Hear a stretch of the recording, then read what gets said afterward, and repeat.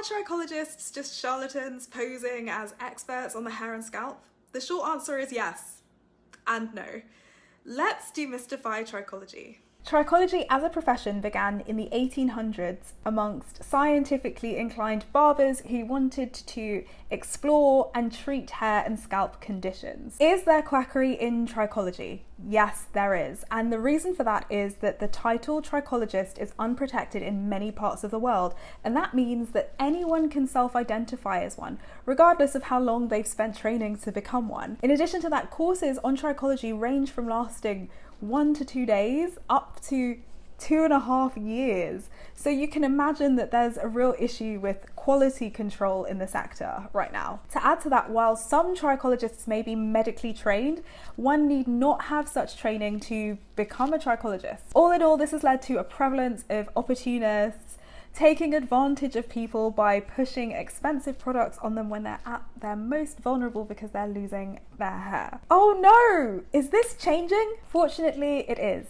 In the UK, a handful of institutions in the sector are lobbying for trichologists to become a protected professional title, subjected to the same checks and balances as, mechanics, doctors, lawyers, just to name a few jobs that there are. Also, existing practitioners are not in the dark, as there are professional bodies devoted to training, curriculum design, mentorship, and in general raising awareness about the trichology sector. In addition to that, there are voluntary regulatory bodies whose standards a trichologist can choose to adhere to. Examples of these are the Hair and Barbering Industry Authority, who have just released a set of national occupational standards that they recommend that trichologists should adhere to. And then there is the Institute of Trichologists and the Trichology Standards Authority, who have their own. Their standards include things like hygiene, how long a consultation should last, what kinds of skills a trichologist should have, safety and handling client data, among other things. Wait a minute, what about just going to your GP with your hair or scalp concern? General practitioners on the National Hair Service General practitioners on the National Health Service are typically short on time and will probably only be able to spend around 10 minutes with you, whereas a trichologist will devote around an hour to you, delving into your diet, inspecting your scalp, maybe even looking at your fingernails to see if there might be some signs of deficiency or underlying illness that could be causing the problem.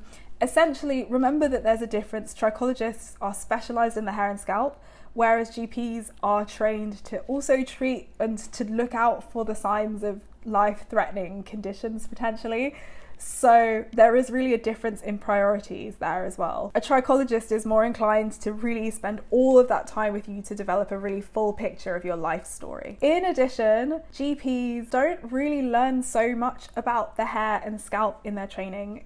Normally their training on the scalp lasts around a week, so they might not have the background to be able to help you so much with your concern. There are, however, GPs with extended roles who have undergone further study in subjects like the skin, and so they might be much better equipped to help you. And there are also trichology courses specifically for general practitioners who want to improve their knowledge on this specialist area as well. Unless they've undergone further specialization, they might not be the best equipped to help you with your hair and scalp concerns. In fact, there are countless stories of people who've been to a GP with their hair loss or thinning and been dismissed. Hair and scalp issues can bring about a great deal of psychological distress for the person suffering from them. However, they're widely seen as trivial. So if you find a competent trichologist, you might be best off seeing them. Why see a trichologist and not a dermatologist? In the UK, a dermatologist is a qualified doctor with a further 4 years of clinical practice, admitting them to the Royal College of Physicians, and then on top of that, another 4 years of dermatology training. Dermatologists are definitely equipped to help you with your hair and scalp concerns if you can access them. And there are dermatologists who are specialised in hair and scalp conditions, so they might be the best people for you to see. The problem is that in the UK, you need to get a referral to see a dermatologist, and in order to get a referral, you need to see a GP.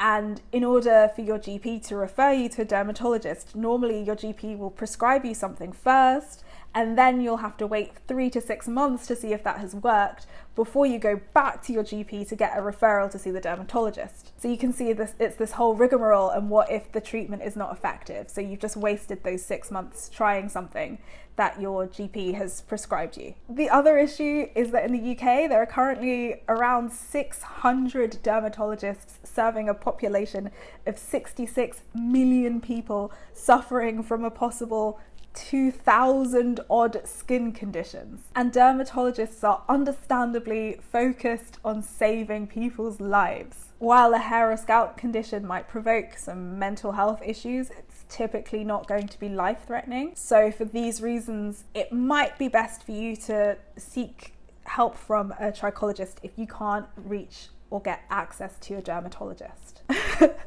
Side note, like all of this talk about the UK, and I legit haven't lived there since I was 12. I am moving back soon. It's been such a long time, and I'm really excited to be coming home, whatever home means. If you're a cross-culture kid, or you've just been moved around a lot or moved around a lot yourself, maybe you can relate. Like, it's like, where is home exactly? What even is a home? Anyway, let's continue with the video. What do you need to study to become a trichologist? There are all sorts of ways to enter trichology. In fact, I know people who've entered the profession from law, biomedical science, hairdressing, nursing, molecular biology, and the list goes on. Most courses require you to have completed your A-levels, and many of them will recognise your prior learning if you've already done something similar. The reputable courses are accredited, have mandatory clinical practice, and only allow you to call yourself a trichologist once they are satisfied that you've completed enough training. As you now know, you could literally just get up and decide to call yourself a trichologist today with no qualifications. But if you want to go the professional route, there are a few options for you to choose from. If you like this video, you might also like these two here. I'm Asha, and this is Naturally High, and I help new and ambitious naturals build better relationships with their hair and hair care. Check the links in the description box to learn more about how I can help you.